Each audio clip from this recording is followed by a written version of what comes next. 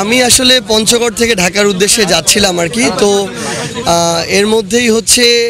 আমি যখন রংপুরেই ছিলাম তখন রংপুর ক্রস করছিলাম বৃষ্টির জন্য, ধীরে ধীরে যাচ্ছিলাম। তো ওই মুহূর্তে হচ্ছে আমি কোনোভাবে জানতে পারি যে এখানে হচ্ছে বাংলাদেশ সেনাবাহিনীর একটি টিমের সাথে আমাদের কমান্ডার সাহেব আছেন, আমাদের এখানে বিএনপির যারা নেতৃবৃন্দ একাধিক জন এবং আমাদের বৈষম্য বিরোধী ছাত্র আন্দোলনের জেলা এবং মহানগরের আহ্বায়ক, তাদের সাথে আমি তখন শুনেছি যে তাদেরকে ডেকে জিজ্ঞাসাবাদ করা হচ্ছে। তো আমার জায়গা থেকে যেটা মনে হয়েছে আসলে যে বিষয়টাকে কেন্দ্র করে এটা যে আপনারা এটা জানেন আপনাদের জায়গা থেকে এখানে জিএম কাদেরের আশা, তার মিটিং করা এবং তাদের জাতীয় পার্টির যে সাবেক মেয়র মোস্তফা যিনি আছেন উনাকে আবার মেয়র পদে বসানোর বিষয়ে বিক্ষোভ করা, এই সামগ্রিক বিষয় নিয়ে এখানে একটা আমরা বলতে পারি যে কিছুটা অস্বস্তিকর পরিবেশই তৈরি হয়েছে, যেটা রংপুরে আমরা এর আগে দেখিনি বা আগামীতেও প্রত্যাশা করি না। বাট আমাদের জায়গা থেকে যে জিনিসটা আমরা মনে করি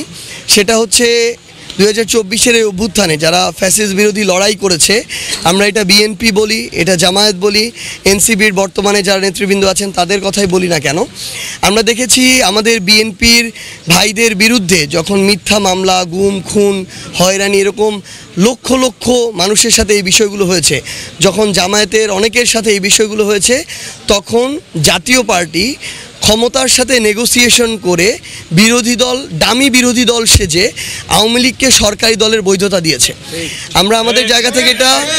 আমরা একদম এটা বিশ্বাস করি যে আওয়ামী লীগ তারা বাংলাদেশে যেই কাজ করেছে একই কাজ বি টিম হিসেবে জাতীয় পার্টি করেছে এবং আওয়ামী লীগের যে কনসিকুয়েন্স হয়েছে এবং আগামীতে আরও হবে বলে আমরা প্রত্যাশা করি,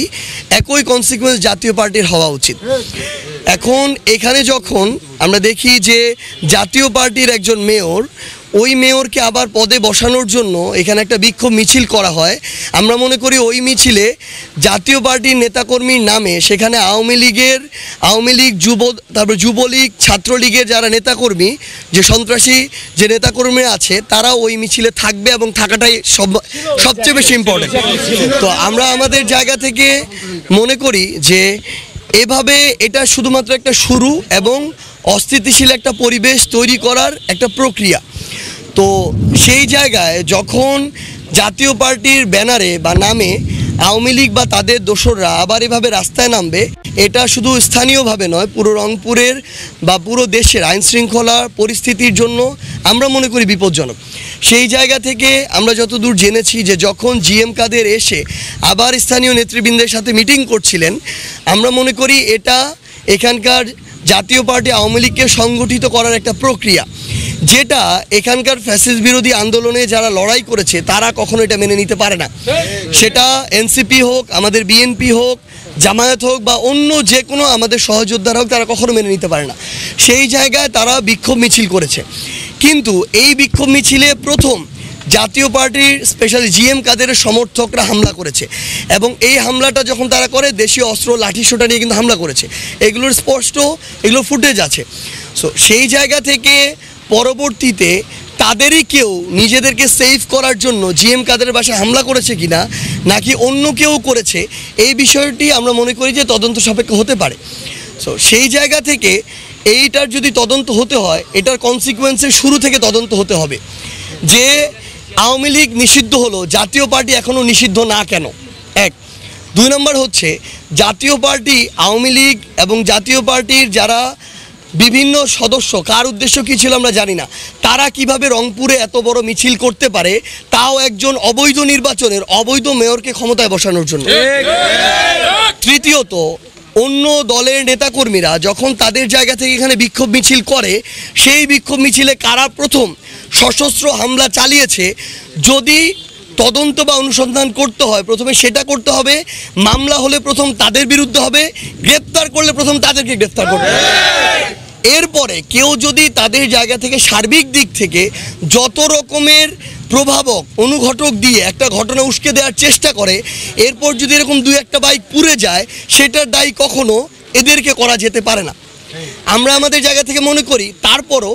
এই যে বিশৃঙ্খলা যেটা হয়েছে এটা আমরা প্রত্যাশা করি না। আমরা প্রত্যাশা করি না যে কোনো জায়গায় একটা বাইক কেন, কোনো একটা পাতাও অকারণে পুড়ে যাবে, এটা আমরা প্রত্যাশা করি না। সেই জায়গায় আমরা মনে করি যে রংপুরের স্থিতিশীলতা আমরা সবাই চাই, এবং বাংলাদেশ সেনাবাহিনী অভ্যুত্থানের পর থেকে এখন পর্যন্ত আইন শৃঙ্খলা রক্ষায় একটা গুরুত্বপূর্ণ ভূমিকা পালন করছে। আমরা প্রত্যাশা করি এখানের আইন শৃঙ্খলা রক্ষার জন্য সেনাবাহিনী বা পুলিশ সহ যারা আছেন তারা তাদের জায়গা থেকে যৌথভাবে এই কাজটা করে যাবেন।